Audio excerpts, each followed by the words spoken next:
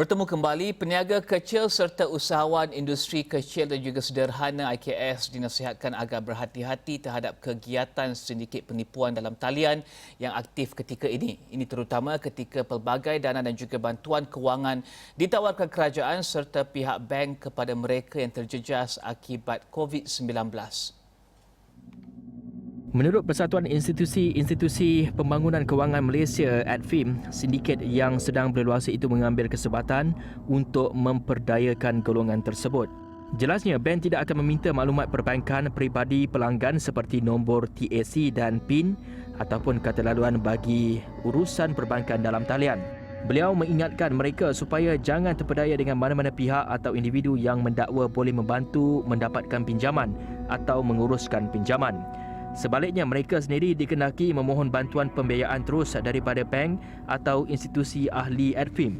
Sementara itu, sindiket penipuan Macau Scam terus aktif menjerat mangsanya. Dalam tempoh PKP apabila seorang jurutera wanita kerugian RM40,000 selepas ditipu sindiket itu. Ia mendakwa mangsa terlibat dalam pengubahan wang haram dan penyelupan dadah. Dalam masa yang sama, Ketua Polis Daerah Labuan Superintendent Muhammad Farid Ahmad berkata, baru-baru ini terdapat kes melibatkan Ahli Parlimen Labuan Datuk Rosman Isli yang namanya telah digunakan oleh sindiket penipuan untuk meminta wang daripada 3 ketua kampung. Berdasarkan laporan yang dibuat oleh Ahli Parlimen Labuan pada 15 April, mereka mendapati sindiket itu telah menyamar sebagai Ahli Parlimen dan menghantar pesanan meminta mangsa memasukkan wang berjumlah RM3,500 ke Master Pro Enterprise Clinic Society. Pada beberapa minggu lepas, seorang pesara guru mendakwa kerugian kira-kira RM740,000 apabila wang simpanannya lesap selepas ditipu sindiket penipuan dalam talian atau markup scam sebulan lepas. Ketua Jabatan Siasatan Jenayah Komersial Negeri Perak Superintendent Hasbullah Abdul Rahman berkata, wanita berusia 77 tahun itu yang baru menyedai kehilangan jumlah wang daripada akaun bank miliknya membuat laporan polis di Balai Sungai Senam di sini Isnin lepas. Dan jangan panik, jangan dedahkan maklumat perbankan peribadi, butiran akaun, nombor PIN, nombor TAC atau memindahkan wang walaupun diarahkan berbuat demikian. Tamatkan panggilan telefon, selepas itu hubungi bank anda atau pihak berkuasa lain yang berkenaan seperti polis dan juga Bank Negara Malaysia. Menurut Bank Negara, ini adalah apa yang boleh dilakukan orang ramai agar tidak menjadi mangsa penipuan. Tambahnya, ketika ini terdapat 3 sindiket penipuan yang popular iaitu penipuan pinjaman bank, penipuan melalui telefon ataupun lebih dikenali sebagai Macau Scam dan juga penipuan SMS. Kami ingin mendalami insiden yang berlaku ketika ini dan juga peningkatan dan apa lagi yang boleh anda lakukan untuk memastikan anda dilindungi. Ketika ini kita bersama dengan Wakil ADFIM dan juga Ketua Pegawai Operasi BSN, Kamil Abdul Halim. Kamil, banyak kali orang menyatakan dan juga memberikan peringatan berkenaan dengan jangan berikan dan juga jangan dedahkan nombor butiran akaun peribadi anda, tetapi masih lagi ramai yang ada juga yang masih lagi terlibat dalam ditipu oleh sindiket penipuan ini. Apa yang berlaku dan juga kenapa ini masih lagi berlaku, Kamil?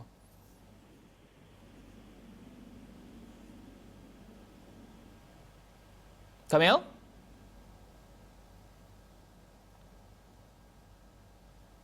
Hello, Kamil?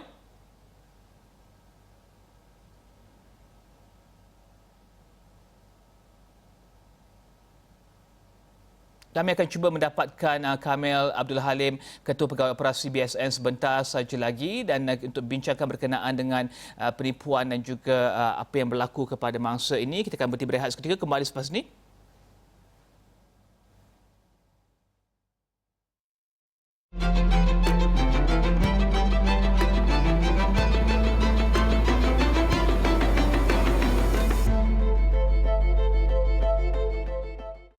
Bertemu kembali dan kita bersama terus dengan Wakil ADFIM dan juga Ketua Pegawai Operasi BSN, Kamil Abdul Halim. Kamil, kita membincangkan berkenaan dengan penipuan kewangan dan juga banyak yang telah diumumkan dan juga disebarkan maklumat di luar sana berkenaan dengan apakah modus operandi mereka, tetapi masih lagi ada yang terjerat. Mungkin kami boleh jelaskan apakah yang berlaku ketika orang ramai menerima panggilan telefon tersebut sehingga mungkin mereka lupa dan juga panik tentang apa yang berlaku di luar sana?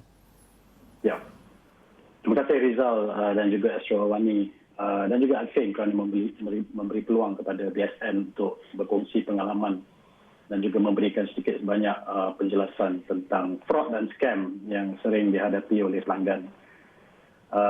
Tak kisah mana-mana bank lah, ya. Tapi seperti yang kita tahu, terdapat beberapa jenis fraud dan scam yang biasa yang kita dengar dihadapi oleh pelanggan dalam industri kewangan. Antaranya ialah phishing scam yang lazimnya menggunakan email palsu untuk memancing data peribadi dan sensitif, dan juga pada masa yang sama memberikan pautan yang ditujukan ke laman web palsu.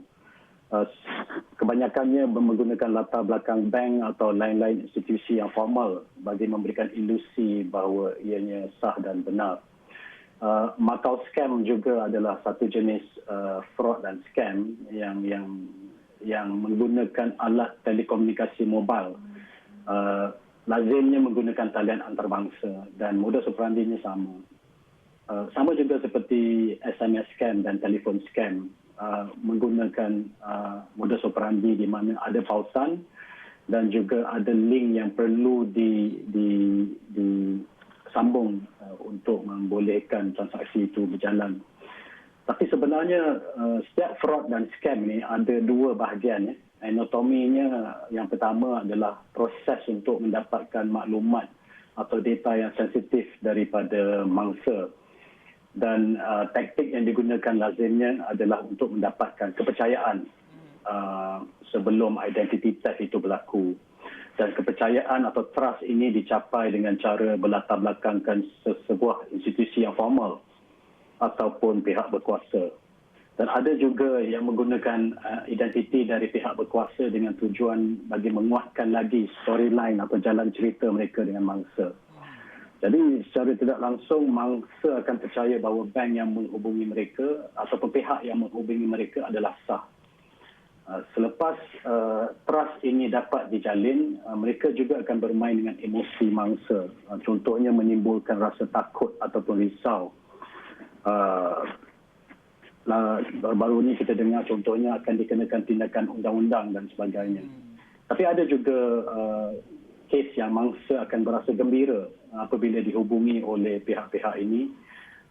Gembira contohnya telah memenangi sesuatu peraduan dan sebagainya. Jadi kombinasi kepercayaan dan emosi is a very powerful tool yang digunakan untuk memerangkap mangsa. Dan Kamil, mungkin kami boleh kongsikan juga ya, berapa lamakah jumlah durasi ataupun tempoh panggilan telefon tersebut dan juga di manakah pihak bank mungkin boleh masuk untuk memastikan bahawa transaksi yang diinginkan berlaku oleh scammer itu tidak berlaku? Durasi panggilan ataupun cara menghubungi pelanggan ini dia bergantung kepada jenis-jenis scam tersebutlah. Jadi dia akan panjang dan berlanjutan sekiranya mangsa mula percaya ataupun mangsa mula terpedaya dengan scam tersebut. Jadi dia tak tentu. Sekiranya mangsa atau bakal mangsa cepat menyedari bahawa panggilan tersebut adalah palsu, dengan cara mematikan telefon serta-merta dapat mencegah sendiri kejadian tersebut. Dari segi fungsi bank pula ialah ia tidak akan berlaku selagi tidak berlaku bahagian kedua, iaitu transaksi itu sendiri. Dan transaksi tersebut adalah apabila mangsa menggunakan perkhidmatan bank setelah diperdaya oleh pihak-pihak yang tidak bertanggungjawab untuk tujuan merugikan mangsa. Mangsa akan sama ada membuat pengeluaran wang secara fizikal dan membuat bayaran kepada satu organisasi yang lain, ataupun mangsa diseru agar membuat pembayaran secara elektronik ke satu organisasi lain tanpa menyedari bahawa transaksi tersebut adalah palsu. Jadi apabila ia datang ke pihak bank, bank akan membuat semakan, bank akan buat pengesahan identiti. Tetapi pengesahan identiti ini tidak dapat dilakukan tidak dapat detect sama ada transaksi itu sah atau tidak sekiranya identiti yang diberikan oleh sesiapa yang mendapat maklumat tersebut adalah sah.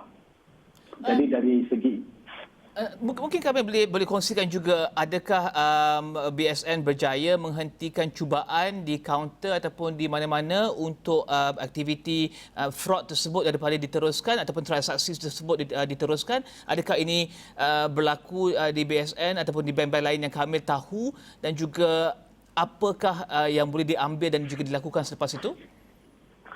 Kebiasaannya bank dan termasuk juga BSN ada dua cara untuk mencegah. Pertamanya adalah kesedaran ataupun awareness secara am.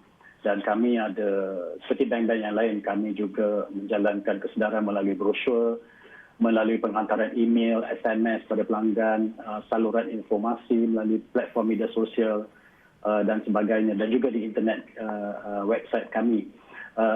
Di kaunter sebagai contoh, pengesahan melalui biometrik digunakan MyCard dan juga thumbprint untuk mengesahkan identiti pelanggan. Jadi itu memang berjalan seperti biasa. Bagi transaksi menggunakan kad kredit sebagai contoh, jika terdapat transaksi yang lain daripada kebiasaan pelanggan dan berlaku transaksi tersebut, kami akan menghubungi pelanggan terus ataupun serta-merta untuk memastikan transaksi tersebut adalah betul dan sah. Jika tidak, dan kita akan menghentikan transaksi tersebut. Jadi itu antara langkah-langkah yang diambil lah. Tapi ia berdasarkan kepada produk atau perkhidmatan yang digunakan. Ada cara-cara internal controls kami sama seperti bank lain untuk memastikan bahawa transaksi tersebut tidak berjalan. Tetapi sekiranya maklumat yang diberikan kepada scammers adalah sah dan sebagainya, pencegahan tidak dapat dilakukan dengan efektif. Tetapi adakah mereka dapat balik duit mereka selepas itu?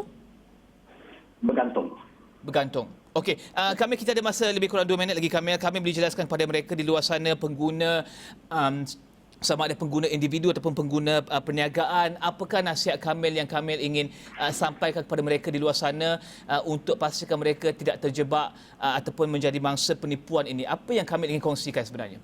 Ya. Yang utama dan yang paling penting sekali ialah jangan mudah percaya. Itu adalah first line of defense bagi pencegahan. Sebab scammers akan mengambil peluang, apa saja peluang yang ada, termasuk dalam situasi pandemik yang kita alami pada masa ini. Jadi dalam keadaan jangan mudah percaya, gunakan logik untuk periksa latar belakang ataupun bertanya.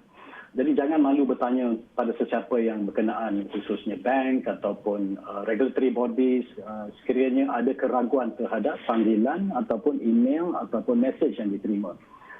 Jadi yang paling penting bagi pihak pelanggan ialah jangan mudah percaya. Bagi pihak bank, kami akan tetap memperkasakan sistem dalaman kami bagi mencegah kehilangan maklumat ini kepada sesiapa yang tidak bertanggungjawab. Dan kami juga ada proses dalaman kami bagi memastikan perkhidmatan bank kekal berintegriti. Okey. Ya.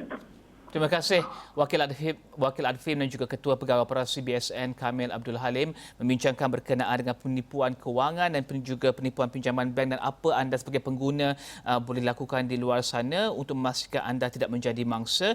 Kita akan berakhir di sini. Teruskan bersama kami di Niaga Awal ini untuk perkembangan lanjut dalam dan juga luar negara berkenaan dengan perniagaan ekonomi. Saya Rizal Zulkafli. Salam hormat.